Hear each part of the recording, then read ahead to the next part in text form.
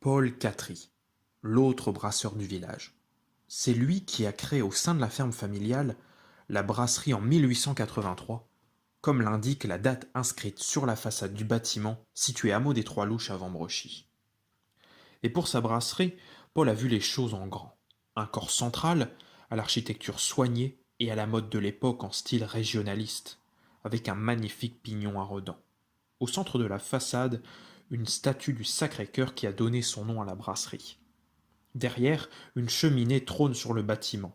Elle est en briques et elle permettait de laisser s'échapper la fumée de la machine à vapeur de la brasserie.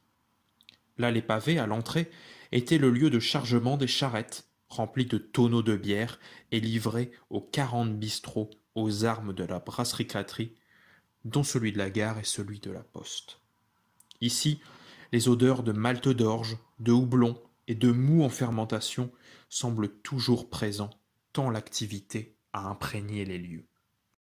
Paul Catry embauchait 10 personnes, renouvelant les stocks de la Bock, du Gambrinus ou encore de la bière supérieure Catry.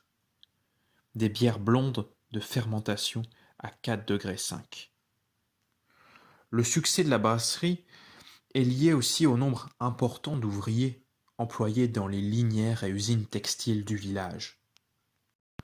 Pour les plus jeunes, Paul Catry avait pensé aussi à une boisson, la pétillante, une boisson non alcoolisée. Les matières premières étaient cultivées dans les terres environnant la brasserie. L'eau provenait d'un forage, d'une nappe phréatique à 100 mètres de profondeur en dessous du bâtiment.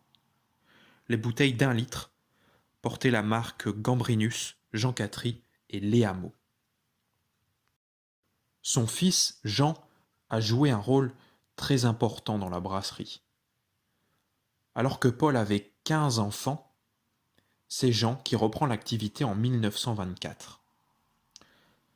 Il subit l'occupation allemande pendant la Seconde Guerre mondiale et est contraint de quitter sa si chère brasserie pendant 3 années consécutives. Après la guerre, la brasserie éprouve de nombreuses difficultés à subsister face aux grosses brasseries qui se sont développées entre les deux guerres. Jean Catry est donc contraint d'arrêter la production de la brasserie Catry, mais il serait fier aujourd'hui de voir renaître toutes ces micro-brasseries dans la région.